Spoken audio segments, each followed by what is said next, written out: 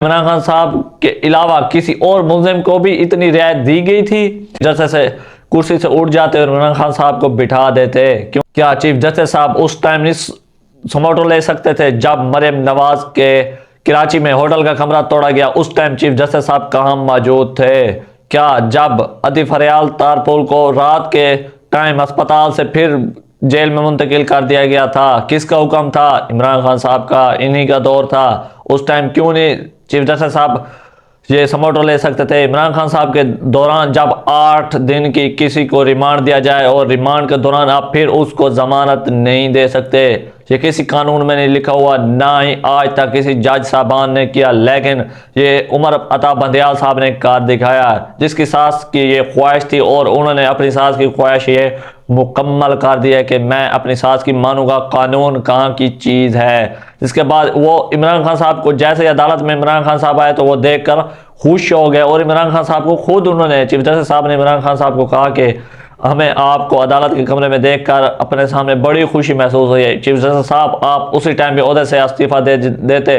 आज तक किसी जज ने भी, या चीफ जस्टिस तो आप हैं पढ़े, किसी जज ने भी किसी मुल्जिम को कहा है कि आपको देखकर हमें बहुत खुशी हुई है? ये पहले जज आप हैं पढ़े जिन्होंने ये कहा कि हमें किसी मुल्जिम को देख के खुशी हुई है। असल में वो आपके सास मौजूद थे, इमरान खान साहब नहीं थे। आपके जहन में आपके सास के वो अल्फाज या ताज़ा थे कि इमरान खान साहब को जितना हो सके आप रिलीफ दें, और आपके जहन में यही गुबार था कि मैं जितना हो सके इमरान खान साहब को रिलीफ दूं, सास को मैं अपना फ़ायदा पहुँचाऊँ। लेकिन यहाँ जो कोर कमांडर हाउस में हुआ, वो शोधा के जो फोटोज़ वगैरह पाड़े गए, उनको नीचे फेंका गया और सब नुकसान उनके मोर पकड़ के ले गए और सब नुकसान किया गया। फौजियों पर धावा बोल दिया गया। क्या इसमें समोटो नहीं बनता था? क्या ये पाकिस्तानी नहीं है? ये अफवाज नहीं है पाकिस्तान की? जब आप पर मुश्किल बनेगी यही अफवाज आपको बचाएगी, पुलिस वगैरह आपको नहीं बचा सकती। चीफ जस्टिस साहब, अगर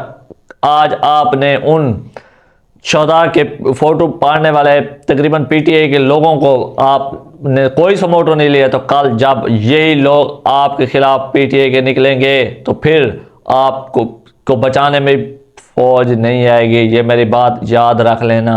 जिसके बाद आपको इल्म होना चाहिए कि जो समोटो ले सकते थे आपके चीफ जस्टिस साहब हैं, आप क्यों भी उनकी कोर कमांडर हाउस में धावा बोला गया। इमरान खान साहब को कहते कि ये जिम्मेवारी कबूल करें, लेकिन इमरान खान साहब ने कहा मैं तो नहीं करता, मुझे नहीं इल्म। आपने बड़ी हंसी और खुशी से कहा ठीक है खान साहब। आप उधर चीफ जस्टिस से कुर्सी से उठ जाते और इमरान खान साहब को बिठा देते, क्योंकि वो तो आपके बहुत बड़े लाडले थे। इसके बाद उन्होंने कहा जी आपको कोई भी एफआईआर आप पर दर्ज पहले से है पड़ी या आज के बाद दर्ज हो तो आपको वो गिरफ्तार नहीं कर सकते 17 तारीख तक। क्या इमरान खान साहब के अलावा किसी और मुल्जिम को भी इतनी रियायत दी गई थी?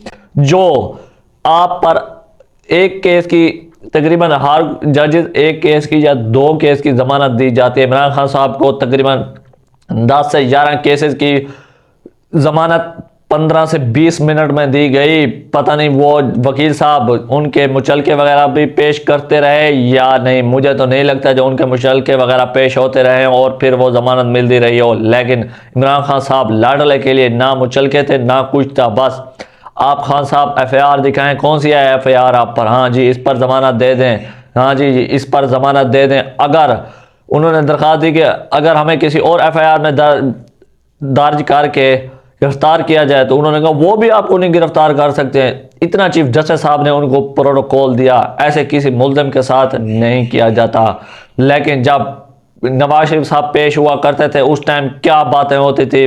यही सुप्रीम कोर्ट थी, यही सुप्रीम कोर्ट नवाज शरीफ साहब को नाअहल कर दिया था। किस बात पर नाअहल कर दिया था?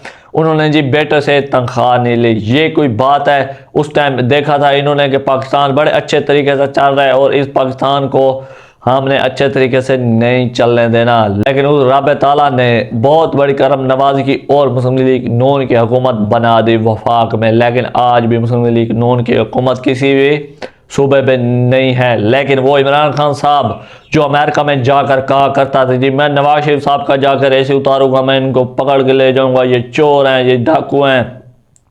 आज अल्हम्दुलिल्लाह वो हर अदालत में जलील हो रहा है और हर पेशी पर जलील हो रहा है। और उसके बाद ना उसकी पंजाब में हुकूमत है, ना KPK में, ना वफाक में। 3 जगह पर वो अपने इन फिरौनियत की वजह से 3 जगह से अपनी हुकूमत ख़त्म कर बैठा है। इंशाल्लाह मिलते हैं नेक्स्ट व्लॉग में।